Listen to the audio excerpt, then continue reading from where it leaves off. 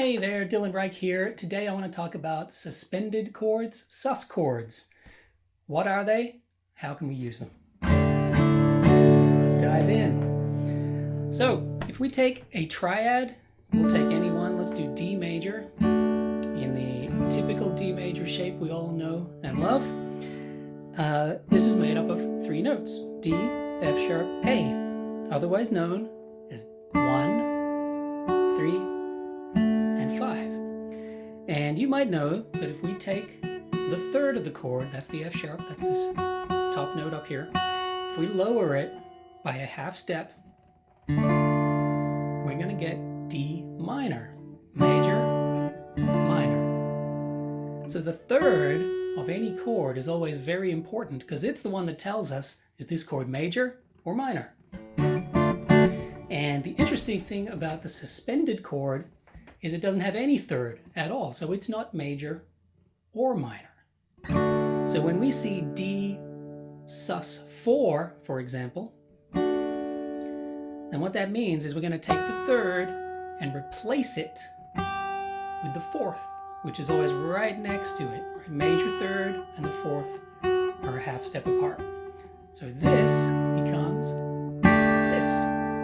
So that's D sus 4. Sus 2, on the other hand, is when we take the same third but replace it with a second. In this case, it's E. D, E. 1, 2, 1, 2, 3, 4, 5, 6, 7. D sus 2. So we got D, D sus 4, D sus 2, D. So one thing you may not know about these chords is if I were to take A major for something different, right? 1, 3, 5, A, C sharp, E. And if I take my third, replace it with the fourth to get A sus 4, I could play it like this. And if that shape looks familiar, it's because we just played it 15 seconds ago. D sus 2 is the exact same thing as A sus 4. Okay, this means we can reuse these shapes to mean two different things. Okay, so that's suspended chords 101. Replace the third with the fourth, sometimes the second. All right, so let's talk about a few ways we can actually use this chord in your playing and in your music. I'm going to take a chord progression, G minor 11, which I chose because it always sounds awesome, right? One of the best sounds ever. Love that. To C7, and then F, F major. We call this a 2-5-1.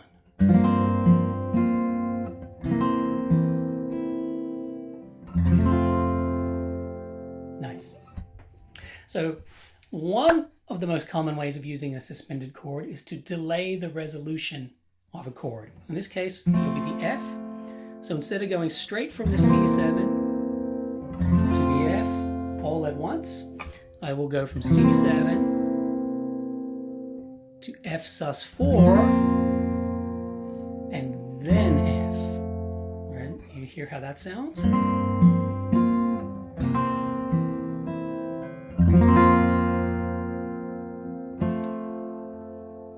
Right? Delaying the resolution of that F. So after the C7, instead of resolving all in one shot, we go from C7 to resolving 2/3 of the chord, but not all of it, and then finally the rest of it. Okay, so that's one way, pretty common way you might use that chord.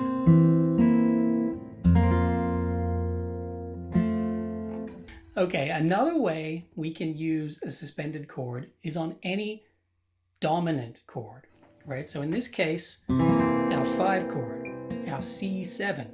So if we take our C7, take that third, move it up to a fourth, we get C7 sus, C7 sus 4. Or if we take C7 like this, let's say, replace it with a fourth, we get this. Very pretty. Let's try it in our progression of G minor 11, C7 sus, to F. One more time.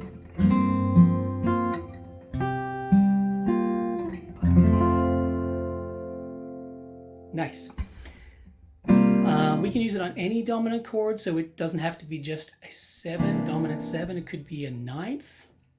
Let's take C9, for example. Replace that third with the fourth, right? You can actually play this with one finger. Hey, occasionally, as a guitar player, we catch a break, and we can play some super cool sound that's actually pretty easy to play. One finger. This is a C9 sus4 chord.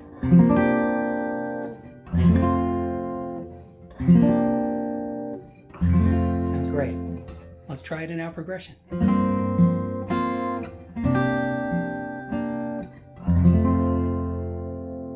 Nice. All right, so let's try what I just played, plus I'll add the delayed resolution on our F major chord.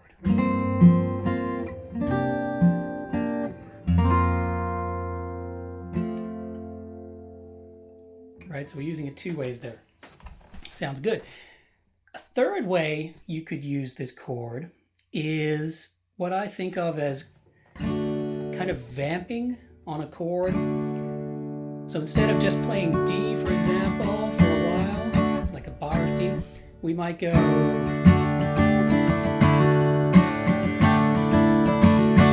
something like that, where we have D, and then it sort of goes a little bit away from D, and back again, and then away, and then back again. And it kind of adds a little more motion to something that would otherwise be fairly static. It can become, you know,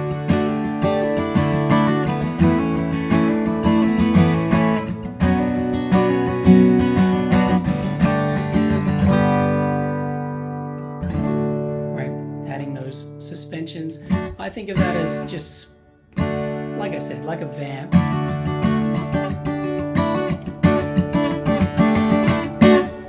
Right? Just another way of spicing up just playing a plain old D chord, or minor, it works too.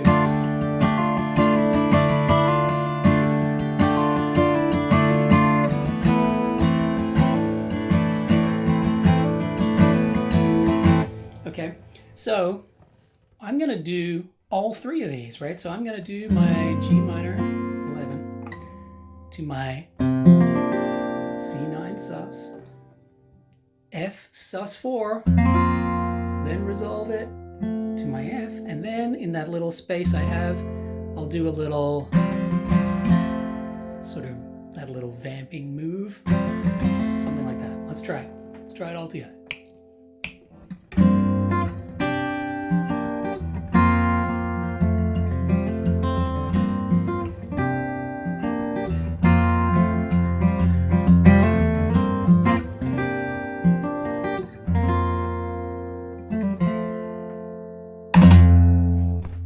All right, so those are a few ways you can use a suspended chord.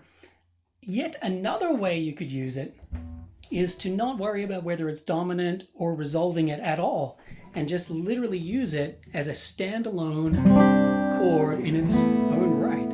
Similar way to using a power chord, where there's no third in the chord, but you can still kind of hear a progression there anyway. Your brain fills in the gaps of what's major and what's minor. You can sort of do the same thing with like,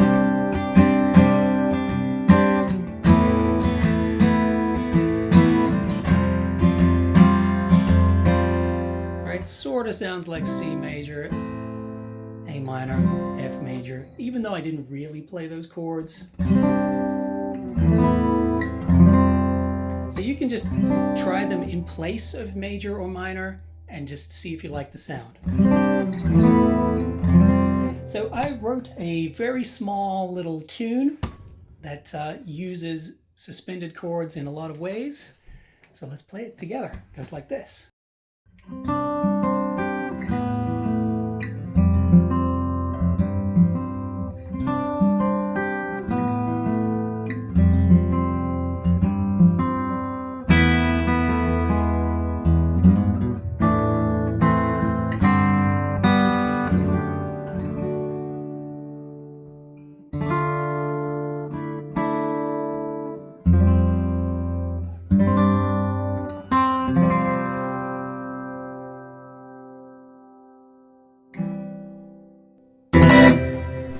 right, so there you go. Hopefully that's given you a few ideas of how to use these chords in your own music and in your own playing.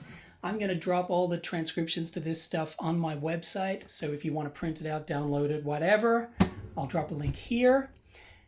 Let me know in the comments, what did you think of this lesson, and maybe you have a way of using suspended chords that I haven't thought of. Let me know, and I'll catch you next time.